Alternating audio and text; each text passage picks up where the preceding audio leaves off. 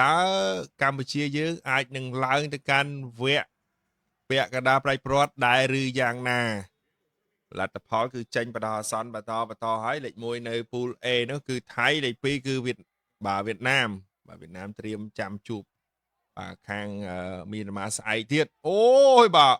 មួននិមលថ្ងៃនេះវាយលឿនវាយធ្ងន់ល្អម្នេះនិមលបាទចឹងបាទ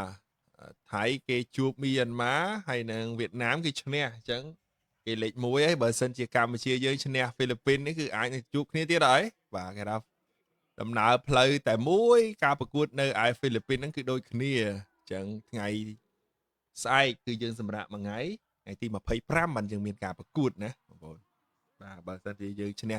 ហ្វីលីពីនមកប្រកួតទៀតគឺយើងទៅជួបថៃហើយបងប្អូនបាទ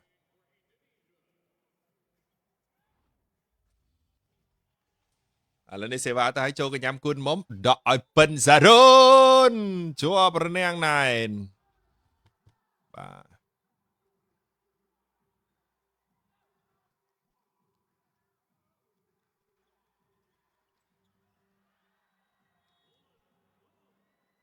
ឥឡូវទស្សនាបន្តទៀតបាទសេវាចេញពីបាទហ្វីលីពីនចូលកញ្ញាំគុណមុំលើកឲ្យវឿនវាសនាបាទដាច់បាំងល្អមែនតើបាត់ណែបាទចំកដាហើយហ្វីលីពីនគាត់ចង់ដកមកវិញណាថាគូយ៉ាងណាបាច់ទេបាច់ដកមកវិញទេដល់ហើយបាទសេវាពីគួនមុំបាទ3បាទវាយបាន3ហើយប្លុកបាន1បាទចូលថ្នាក់លើកណាផ្ទះទៅអូយបាទធ្ងន់មែនតើមកពីកីឡាករលេខ11របស់ហ្វីលីពីនបាទ Mendoza បាទ Mendoza នេះបាទវាយឆ្វេងណា1.9 ម៉ែត្របងប្អូនណាបាទ opposite បាទឥឡូវនេះបន្ទុកបានមកខាងកម្ពុជាយើងបាទ3ស្មើបងប្អូនដល់បាទចូលរួមទស្សនាជួយ share ម្នាក់មួយទៅមកបន្តទៀតបងប្អូនណាបាទសិតចុងក្រោយនេះកម្ពុជាយើងអាចផ្ដាច់បានដែរឬយ៉ាងណាបងប្អូនឥឡូវសេវាទៅឲ្យចូលកញ្ញាំលើកផ្ទះទៅចូលថ្នាក់គូនមុំណារ៉ូបាញ់ឲ្យវឿនវាសនាបាយរនាំងក្រោយបាត់ហើយបាទនេះគូណារ៉ូគាត់បាញ់ឲ្យកលាប់ផ្ងាជើងពី3ជុំទៀតបាទប្រឹងណាប្រឹងបាញ់ណាបាទលីងបែមិន9ម៉ែត្រទេបាទ11 12ម៉ែត្រទេហ្មងណាបាញ់ធ្លោយទៅតែម្ដង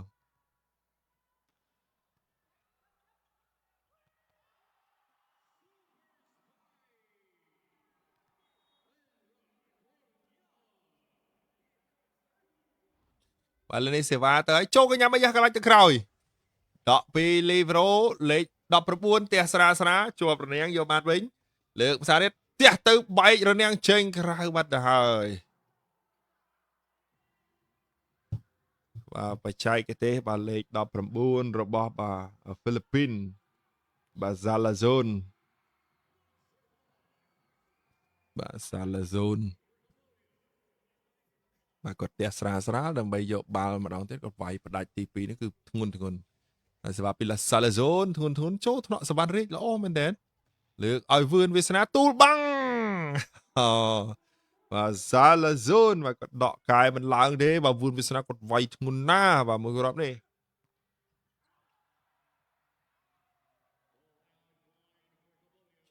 បាទពិន្ទុបាទ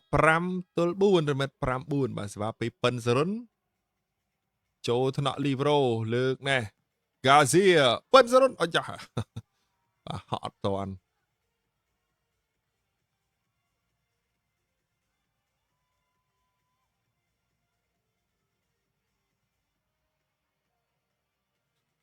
បាទឥឡូវនេះសេវាចេញពីកីឡាករលេខ24បាទ Magalaman ចូលកញ្ញាមគុណមុំលើកឲ្យវឿនវាសនាទូលរនាំងទៅក្រោយបាត់ទៅហើយ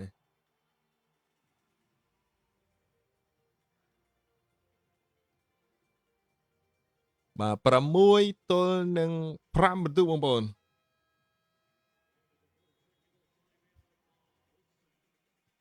បាទឥឡូវនេះសេវាចេញពី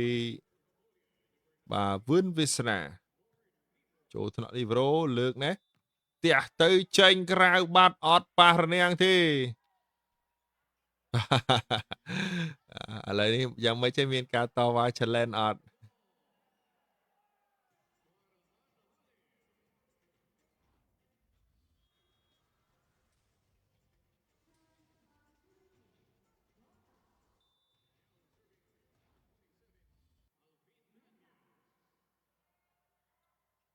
បាទ challenge អត់នេះបាទលោកគ្រូបាទហ្វីលីពីនគ្រូដឹកនាំជំនឿជាតិបាទផ្ទះហ្វីលីពីនបាទនេះបាទ challenge បាទ net foul ទៅតឡើងមកបាទនេះបាទ fan របស់កម្ពុជាយើងដល់ស្រស់សាភាបាទកញ្ញាវណ្ណដាអីចាបាទញឹមសោះញឹមសោះសំខាន់នៅ single ទៀតបងប្អូនណាបាទបាទអីយ៉ាបងពេញសវណ្ណូបងប្អូនណាបាទស្ងាត់ស្ងាត់ទៅដល់បាត់បងប្អូនអីបាទ surprise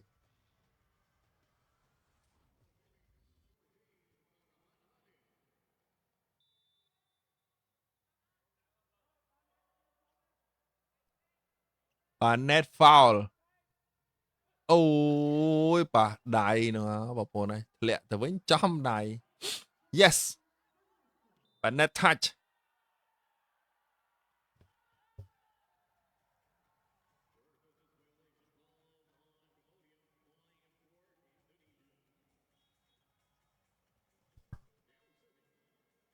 បាទលើនេះសេវាចេញទៅទៀតហើយបើចូលថ្នាក់បើវឺតវាសនាលើកឲ្យគួនមុំជាប់រនាំងណែនទៅហើយរិមិត្តគួនមុំអឺ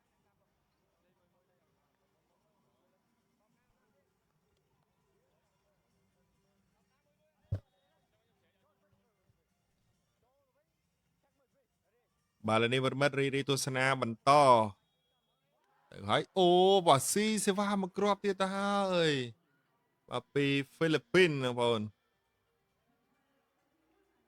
បាទសុំសម្រាប់បច្ចេកទេសបន្តិចសិនបងប្រិមិត្តសុំសម្រាប់បច្ចេកទេសបន្តិចសិនអរគុណមិត្តបាទជ្រាបឱកាសក្នុងការសម្រាប់បច្ចេកទេសនេះក៏អរគុណដល់អ្នកថំធំនៃកម្មវិធីអរគុណដល់ភេជ្ជៈបើកម្លាំង work បង្កើនតាមពលអត់ជប់ឈរ work អាយត្រជាក់ខ្លាំងបើកម្លាំងខ្លាំង work គឺបានឧបត្ថម្ភទាំងស្រុងដំណើរឆ្ពោះទៅកាន់ការប្រកួត Civic Cup លើកទី6ហើយបាទឧបត្ថម្ភបាទ100លានរៀលបន្ថែមសម្រាប់បាទជំរឿសជាតិបាល់ទះកម្ពុជាយើងឈ្នះបាទមេដាយបាទឈ្នះជ័យលាភីលេខ1នៅហ្វីលីពីននិងឥណ្ឌូនេស៊ីបងប្អូន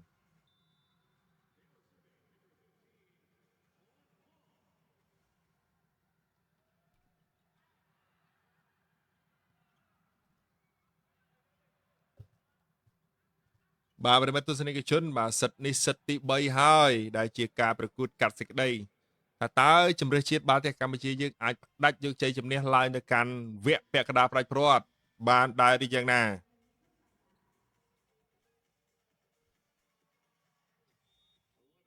លើនេះសេវាត្រៀមចេញពីហ្វីលីពីន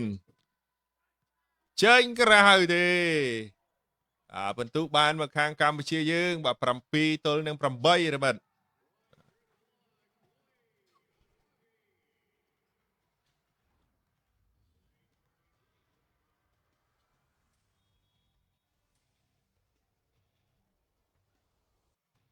ឡូវសេវា2កន្លះក៏អុករដ្ឋា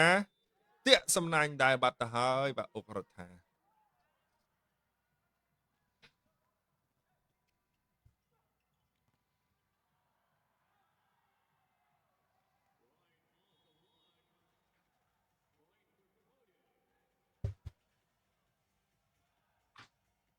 ទស្សនាបន្តទៀតបាទសេវាពីហ្វីលីពីនបាទចូលថ្នាក់បាទវឿនវាសនាលើកឲ្យគួនមុំដកបញ្ចូលយកបានវិញពីខាងហ្វីលីពីនលើកមួយសាទៀតទះជាប់រនាំងអីយកបានវិញដកកាយមួយទះបញ្ចូលជាប់រនាំងមួយទៀតចេញក្រៅអូយបាទមួយគ្រាប់ហើយមួយគ្រាប់ទៀតប៉ុន្តែរនាំងចុងក្រោយនេះគឺជាប់ចេញក្រៅទេបន្ទុកនាំមកពីហ្វីលីពីនបាទ10ទល់នឹង7បងប្អូនបាទលើនេះសេវាចេញពីបាទហ្វីលីពីនចូលថ្នាក់បាទវឿនវាសនា លើកឲ្យគួនមុំជាប់រនាំងយកបានពេញវិពិសនាលើកឲ្យប៉ិនសារ៉ុនប៉ិនសារ៉ុនផ្ដាច់បាត់ទៅហើយបើមើលគ្រាប់នេះបាទល្អមែនទេបាទ8ទល់នឹង10បងប្អូនកំពុងតែស្វិតស្វាញគ្នាណាបាទនាំមុខពីហ្វីលីពីនបាទអ្នកគ្រប់គ្រងរបស់ជំរឿនជាតិបាទតែកម្ពុជាក៏ដូចជាខ្ញុំដែរមិនចង់ឲ្យដល់សិតទី4អីទេបាទសូមផ្ដាច់ធ្វើ3សិតបានហើយឥឡូវបាល់ចេញក្រៅបន្ទុកបានមកខាងកម្ពុជាមានការតវ៉ាអត់បាទខាងហ្វីលីពីនបាទតវ៉ាថាបាល់ប៉ះដៃបាទប៉ះឬក៏មិនប៉ះបងប្អូនប្រិមិត្តបាទថាអត់ប៉ះទេអត់ប៉ះបាទរំបីជួយមកអត់ប៉ះអីប៉ះហ្នឹងណាអូបាទបន្ទុកបាននៅខាងហ្វីលីពីនបាទចូលថ្នាក់បាទសវណ្ណរាជលើកឲ្យប៉ិនសារ៉ុនចូលថ្នាក់អាយយបាទមកវិញទៀតលើកឲ្យប៉ិនសារ៉ុនបែករនាំងចេញក្រៅ2គ្រាប់ណា2គ្រាប់ទៅផ្ដាច់បងប្អូនប្រិមិត្ត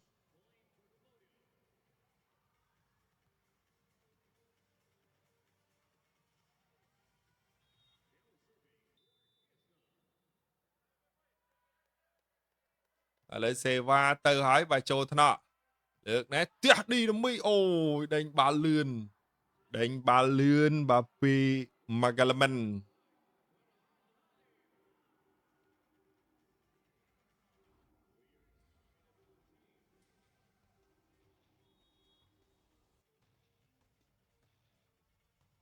បាទលេនេះសេវ៉ាចេញពីហ្វីលីពីនអូបាទសវណ្ណរាជបាទរៀងទៅក្រោយចំហបន្តិចបងប្អូនប្រិមិត្តបាល់ជុងមុខបាទរៀងប្រហែសបន្តិចបាទមកគ្រាប់អីនេះសេវ៉ាពីបាទកីឡាករលេខកីឡាកររូបនេះបាទរបស់ហ្វីលីពីនកីឡាករលេខ9នេះបាទ Validos នេះបាទគាត់ចោះឆ្វេងចោះស្ដាំស្រាលទេបណ្ដៃពិបាកចាប់ចូលថ្នាក់សវណ្ណរាជលើកឲ្យមួននិមលធួនអាយស្វេដៃមួយមកវិញទៀតទះទៅពីលើបាំងអូបាទ Mendoza បាទរូបភាពយឺត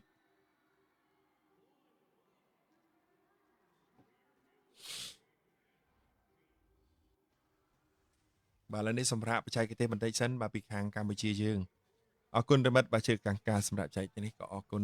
ដល់ភេជ្ជៈបើកម្លាំងវើកដែលបានឧបត្ថម្ភទាំងស្រុងដំណើរឆ្ពោះទៅកាន់ការប្រកួត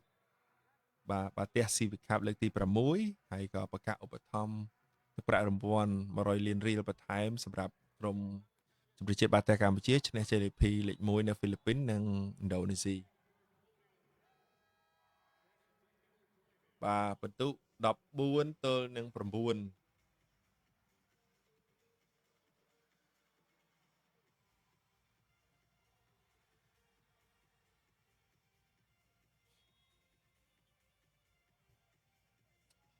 ឥឡូវនេះសេវាទៅទៀតហើយពីហ្វីលីពីនលើកឲ្យប៉ិនសារ៉ុនបែករនាំងចេញក្រៅទៅហើយបាទ10ទល់នឹង14បាទបិទទប់ទល់បានទេបាទកម្ពុជាយើងណាទប់ទល់បានអត់បាទលើនេះសេវាចេញពីនិមលចូលថ្នាក់ដកពោះទះទៅជាប់រនាំងណែនជាប់រនាំងណែនទៅហើយរមិតណែនទៅហើយរូបភាពយឺតណាប៉ិនសារ៉ុនថាចង់ទៅណាបាទប៉ិនសារ៉ុនគាត់ថាចង់ទៅណាប៉ិនសារ៉ុនបាទហើយសម្រាប់ចែកទៀតពីហ្វីលីពីនម្ដងអរគុណរមិតអរគុណដល់ភេជ្ជៈបើកម្លាំងវើកបង្កើនអពលឧទ្ធរវើកអាចត្រជាក់ខ្លាំងបើកម្លាំងខ្លាំងអរគុណដល់ពុកម៉ែបងប្អូនមិត្តដែលបានទស្សនានៃការផ្សាយផ្ទាល់គឺសិតទី3នេះជិត 160k ណាបងប្អូនគឺថាសន្ទុះនៃការគ្រប់គ្រងរបស់បងប្អូនប្រិយមិត្តទស្សនិកជនគឺច្រើនមែនតើណាហើយអរគុណសម្រាប់បងប្អូនដែលគេហៅថាកំពុងតែគ្រប់គ្រងបាល់ទះកម្ពុជាយើងទោះចប់ការប្រកួតក៏មានការបាទផុសវីដេអូមានការជជែកវែកញែកច្រើនហើយសូមកម្លាំងចិត្តលើកទឹកចិត្តដល់កីឡាកររបស់យើងទាំងអស់គ្នាទោះជាលទ្ធផលយ៉ាងណាក៏ដោយដោបចុចមួយយកបានវិញដកឲ្យវឿនវាសនាទូលរនាំងយកបានពីគូនបំ ប៉ុន្តែលោកគ្រូអាញាកដាផ្ដល់បន្ទូឲ្យបង្ខាំងកម្ពុជាយើងហើយ yes វ៉ាវឡើងមួយពងហើយមួយពងទៀតហើយបងប្អូនមិត្តឡើងមួយពងហើយមួយពងទៀតហើយបាទកំពុងតែទោះជាយើងឈ្នះ2 សេតក៏ដោយបាទក៏នៅតែភ័យបុកពោះនៅឡើយទេបងប្អូនមិត្តចង់ឲ្យផ្ដាច់ត្រឹម3 សេត0បានហើយបាទកុំឲ្យបាទគេថាយុបយន្តសបិនយូបាទវែងឆ្ងាយអីទៀតបាទសុំផ្ដាច់ត្រឹមសេតទី3នឹងបានហើយ15 ទល់នឹង12បងប្អូនមិត្ត15 12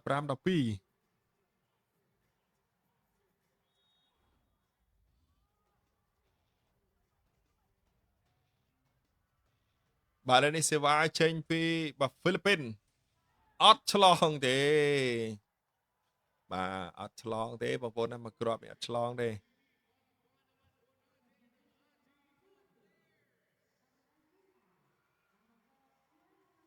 ដល់15 ទល់នឹង13បាទខុសគ្នាតែ2បន្ទុកទៀតទេ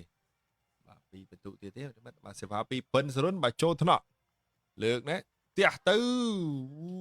លឿនណាស់បាទ Boom Spy កីឡាករលេខ24នេះបាទមកកាឡាមិនសម្រាប់បច្ចេកទេសបន្តិចទៀតសិនបាទសម្រាប់បងប្អូនប្រិមិត្តដែលកំពុងទស្សនាកុំភ្លេចជួយចុច like share ម្នាក់មួយណាអរគុណដល់ភេសជ្ជៈពើកម្លាំង work ដែលបានឧបត្ថម្ភសម្រាប់ដំណើរឆ្ពោះទៅកាន់ការប្រកួត Civic Cup លើកទី6នេះបាទ work ជាអ្នកជំរុញកីឡាបាល់ទះកម្ពុជាឲ្យឈ្នះមេដាយមាសក្នុងព្រឹត្តិការណ៍ប្រកួតកីឡាអន្តរជាតិបាទសម្រាប់បច្ចេកទេសបន្ថែមនៅបច្ចេកទេសបទពិសោធន៍បន្ថែមពីលោកគ្រូបង្វឹកលោកគ្រូជំនួយក៏ដូចជាថ្នាក់ដឹកនាំរបស់យើងថែមលើកទឹកចិត្តបន្ថែមទៀតអរគុណសម្រាប់បងប្អូនដែលទស្សនាសូមខមមិនលើកទឹកចិត្តពាក្យល្អៗទាំងអស់គ្នាបាទលើកទឹកចិត្តដល់ជំរឿនចិត្តបាល់ទះយើងទាំងអស់គ្នាបាទទោះជាលទ្ធផលយ៉ាងណាក៏យើងនៅតែបន្តការគ្រប់គ្រងបាទ 170k ហើយបងប្អូនតោះសុំ 200k មកបាទសេវាទៅហើយចូលកញ្ញាំគួនមុំលើកឲ្យអុករដ្ឋា yes បាទផ្ដាច់ទៅហើយបាទអុករដ្ឋាលឿនរត់ពីអុករដ្ឋារូបភាពយឺតម្ដងទៀតណាបាទអុករដ្ឋាថ្ងៃនេះបើសិនជាយើងឈ្នះហ្វីលីពីន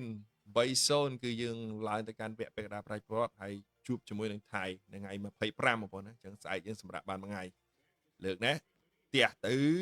ពីលើបាំងនេះបាទចំខ្សែនោះបងប្អូនប្រិមិត្ត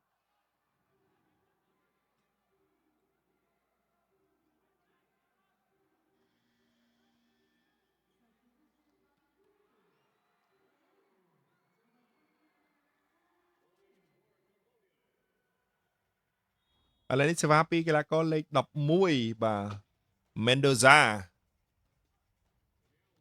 Mendoza ចេញក្រៅបាត់ទៅហើយបាទពីហ្វីលីពីន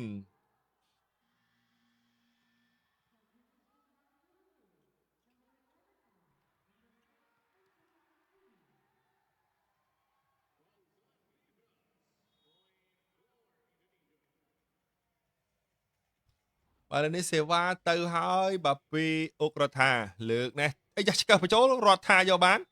លើកឲ្យគួនមុំទូរនាំងយកបានវិញពីខាងហ្វីលីពីនលើកឲ្យស្ដាំផ្ទះបញ្ចូលទៀតយកបានពីពិនសរុនដកឲ្យគួនមុំ yes គួនមុំបាទផ្ដាច់យកពិន្ទុឲ្យមកខាងកម្ពុជាយើងហើយបាទរូបភាពយឺតដកកាយពីនរកគួនមុំចូលស្វេក៏មិននៅដែរបាទកីឡាករហ្វីលីពីននេះគាត់ស្ដាយគាត់បងប្អូនណាគាត់ស្ដាយគាត់លើនេះសេវាទៅហើយចូលថ្នាក់បាទហ្វីលីពីន16 17ផ្ទះទៅពីលើបាំង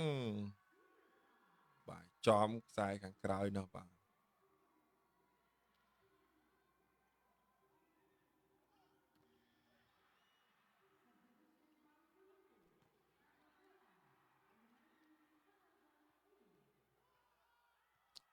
ស្វិតស្វាយមើលតែរបិតកំពុងតែបដិញបន្ទុកគ្នាបាទចិត្តដល់គេហៅថាចុងសិតនេះ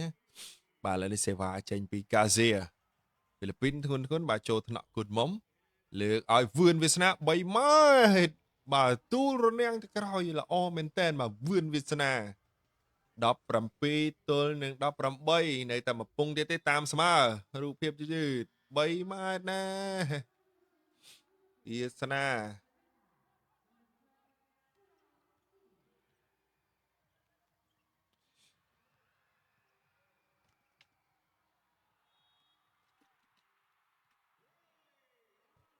ឥឡូវសេវាពីណារ៉ូចូលថ្នាក់លីប្រូបាទខាងហ្វីលីពីនលើកឲ្យដើម្បីផ្ទះបញ្ចូល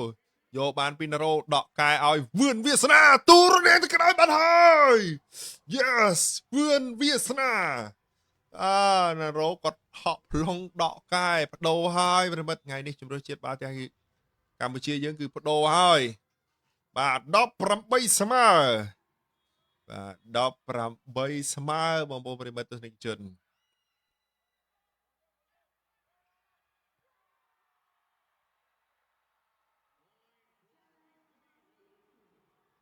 បាទអូបាទមានការតវ៉ាវីដេអូ challenge ថា foot foul បាទពីខាងហ្វីលីពីន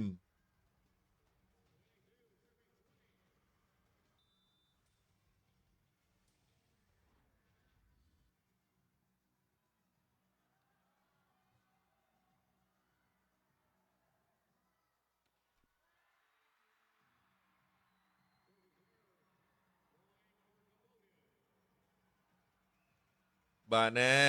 បាទណូឆ្ងាយរមិតឆ្ងាយបាទ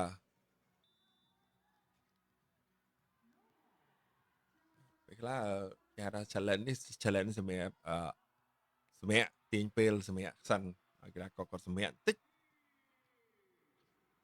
បាទឥឡូវនេះបងប្អូនបានរីទស្សនាបន្តទៀតសេវាចេញពីប្រធានក្រុមបាទកាពីតានក្រុមបាទសួនច័ន្ទរ៉ូ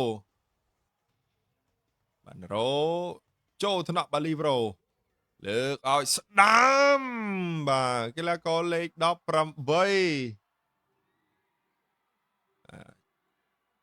កីឡាកររបស់ហ្វីលីពីនបាទណែរូបភាពយឺតបាទលេខ19ទៅហើយធ្ងន់ណាស់បាទ Zalazun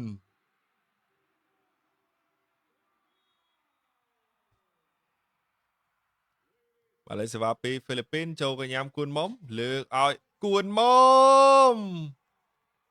បាទបែករនាំងចេញក្រៅបងប្អូនដាក់ប៉ាំងជិបជាប់រនាំងមកតែធ្លាក់ចេញក្រៅណែប៉ាំងជិបធ្លាក់ចេញក្រៅបាទឥឡូវសេវាពីគួនមុំចូលថ្នាក់លើកណាអូយបាទលេខ24បាទមកកាលមិននេះបាទកីឡាករដេញបាល់លឿនរបស់ហ្វីលីពីនល្អបាទការសហការគ្នាជាមួយនឹងបាទដៃប៉ាសេនេះគឺលោតប៉ាំងផ្លឹបប៉ាំងផ្លឹបបាទមានការដោះដូរកីឡាករដែរបាទលេខ9នេះបាទសេវាគាត់ក្លុកគាត់ទៅតែសេវាគាត់ធ្ងន់នេះតែក្លុកបាទ Valados ឥឡូវនេះសេវាទៅហើយចូលថ្នាក់បាទសវណ្ណរាជលើកឲ្យពិនសរុនយ៉ាងម៉េចចាអត់ប៉ះរនាំងទេហ៎អូ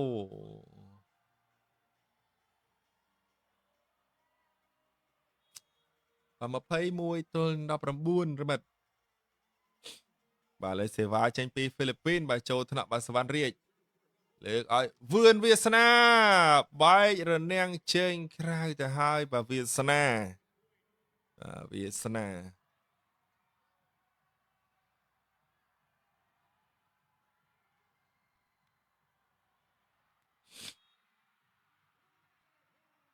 បាទមកទស្សនិកជនទស្សនាបានជិត 200k ហើយបាទជួយ share មួយបងប្អូន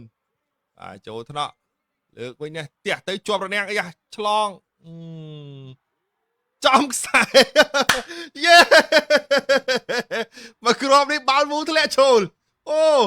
បាទខាងហ្វីលីពីនថាបាល់ចេញមកគ្រាប់នេះបាទរូបភាពយឺតនេះប៉ាំងផ្លឹបវាសនាបាញ់ទៅណែមូគាត់ឈរនឹងបាល់ចេញហើយមានណាធ្លាក់មកបាច់ញាច់តែកញាច់ផ្ទះបញ្ចូលសវេបានដកឲ្យវឿនវាសនាផ្ទះបញ្ចូលយកបានពីលីប្រូអធិស្ឋានបាទ មួយទៀតចេញក្រៅបាត់ទៅហើយណែបាទ22នាំមុខពីកម្ពុជាយើងហើយ22ទល់នឹង21អាយ៉ាចុងសិតនេះកម្ពុជាយើងចាប់ផ្ដើមរឹបហើយបាទនាំមុខវិញហើយបងប្អូនដែលកំពុងទស្សនាជិត 190k សុំ 200k បងប្អូនណាបាទសម្រាប់ថ្ងៃនេះបើក្រុមជំរឿសជាតិបាល់ទះកម្ពុជាយើងឈ្នះយើង3-0បាទជាមួយហ្វីលីពីនគឺយើងនឹងឡើងទៅកាន់វគ្គពាក់កណ្ដាលប្រៃព្រាត់ដែលធ្វើឡើងនៅថ្ងៃទី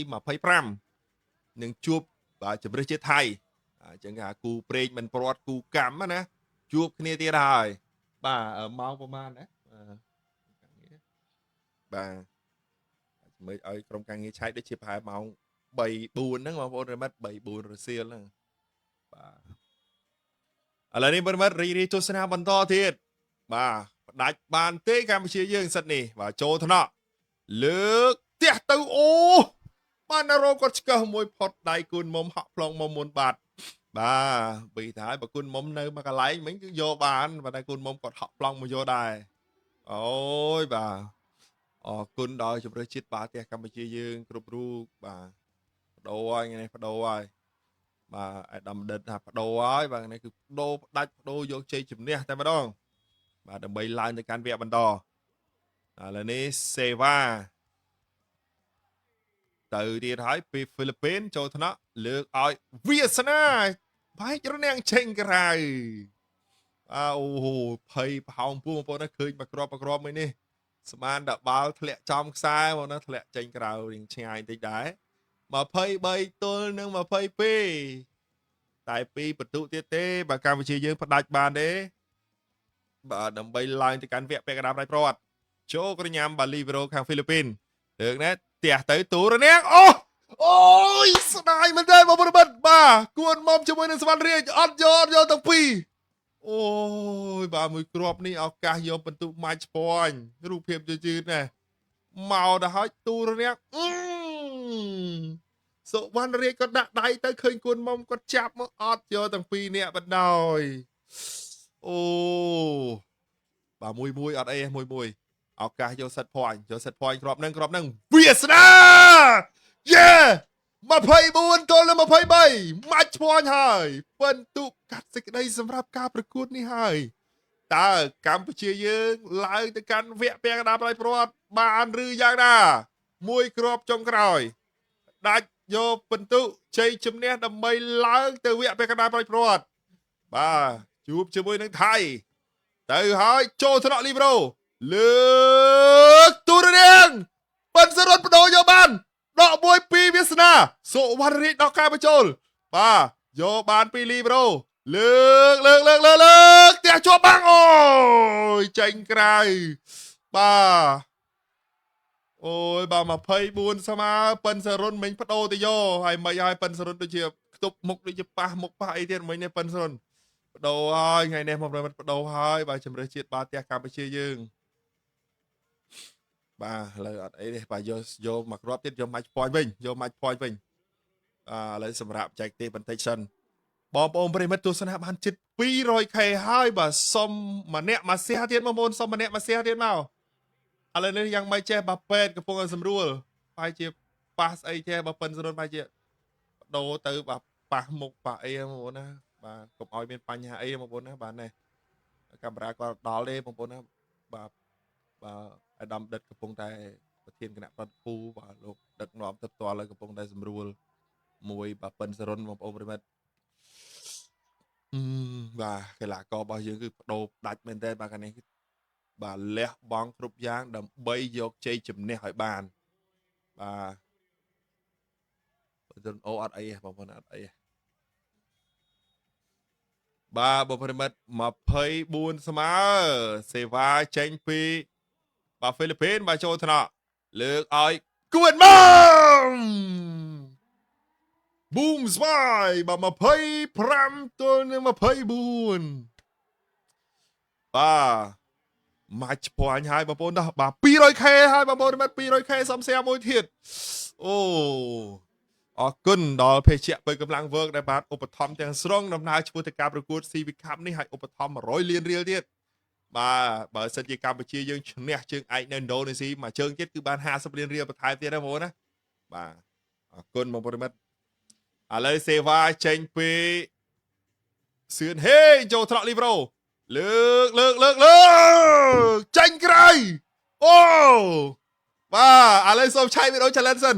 ដឹងតែឆាយហើយមុននឹងឆាយហើយមកគ្រាប់នេះដឹងតែឆាយហើយបាទឱកាសចុងក្រោយបើមិនឆាយដឹងឆាយកាលទៀតទេឥឡូវសូមឆាយសិនហើយគ្រាប់នេះបើជ័យជំនះបាននៅខាងកម្ពុជាយើងនឹងឡើងទៅកាន់វគ្គពាក់កណ្ដាលប្រៃព្រាត់នៅថ្ងៃទី25ហើយជួបជាមួយនឹងជំរឿសជាតិបាល់ទះថៃម៉ោងប្រហែលជាអាចនឹង3កន្លះបាទ3រសៀលហ្មងណា3រសៀលនឹងមានការផ្សាយផ្ទាល់លើ page សហព័ន្ធទៀតបងប្អូនប្រិមិត្តកុំភ្លេចរងចាំទស្សនាការប្រកួតទាំងអស់គ្នាអូយបាទមួយគ្រាប់នេះហើយយ៉ាងណាវិញឆែកមិញ ball in ball out ចេញបងប្អូនចេញ 201k បងប្អូនណា 201k អូយបាទបនប្រេះបាទបារមីជួយបាទបារមីជួយចេញកំពុងតែឆែកមើលបាទចេញឆែកបាល់អី block touch អូបាទ no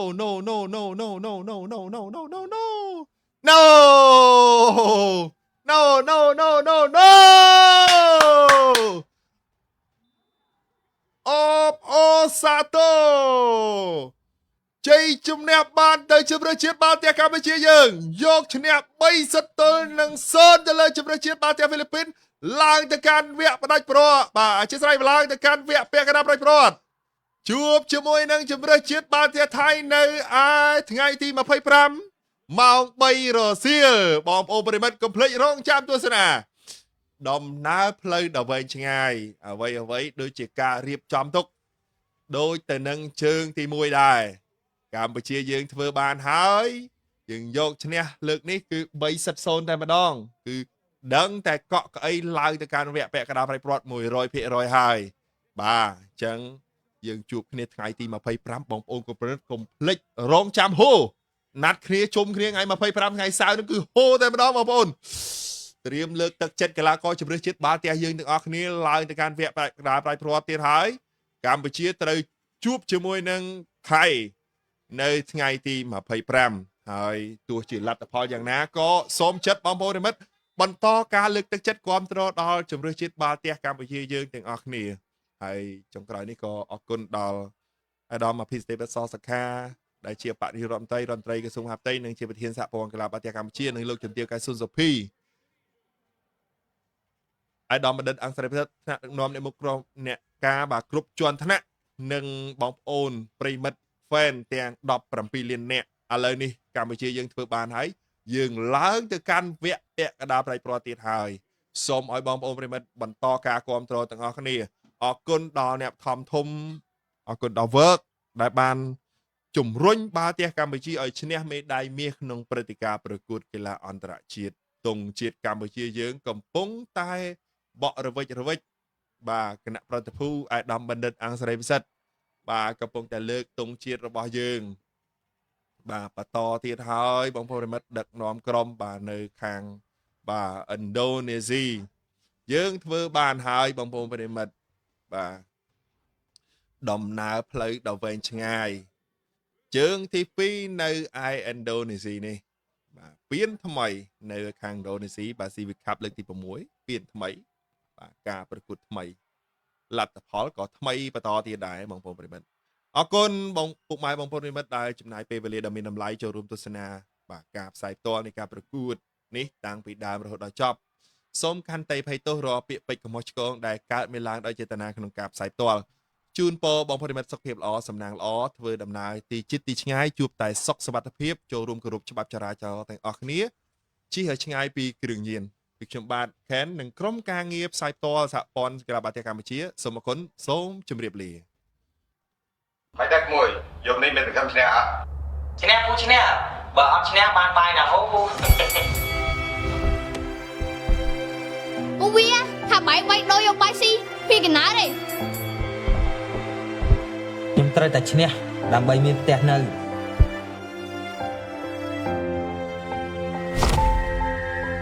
គ្រប់យ៉ាងដែលខ្ញុំមានព្រោះអញ្ចឹងខ្ញុំជួយធ្វើឲ្យបង គាត់ស៊ូធ្វើការងារសពបែបយ៉ាងដើម្បីបានលុយខ្ញុំទៅរៀនទោះជាចាប់ប៉ុណ្ណា ខ្ញុំត្រូវតែឈ្នះដើម្បីប្អូនខ្ញុំ ទោះឧបសគ្គធំប៉ុណ្ណាក៏គាត់តែងតែទៅមុខជានិច្ចសម្រាប់ខ្ញុំគាត់ហ៊ានលះបង់គ្រប់យ៉ាងនេះជា hero របស់ខ្ញុំ Verb for unstoppable hero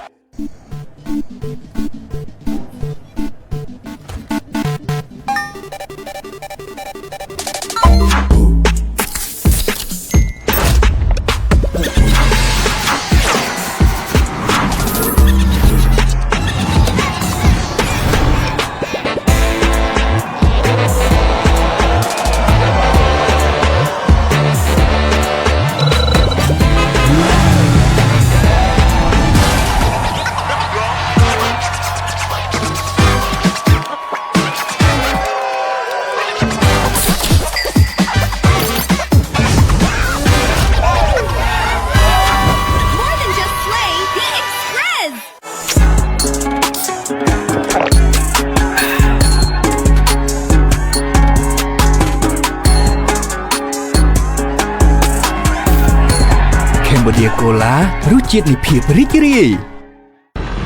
ភេសជ្ជៈ Das គ្មានជាតិស្ករ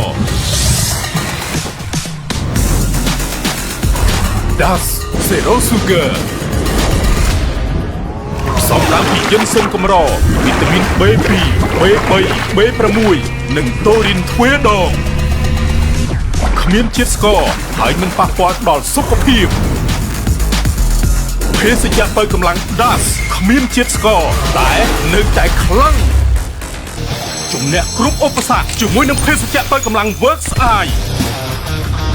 ត្រជាក់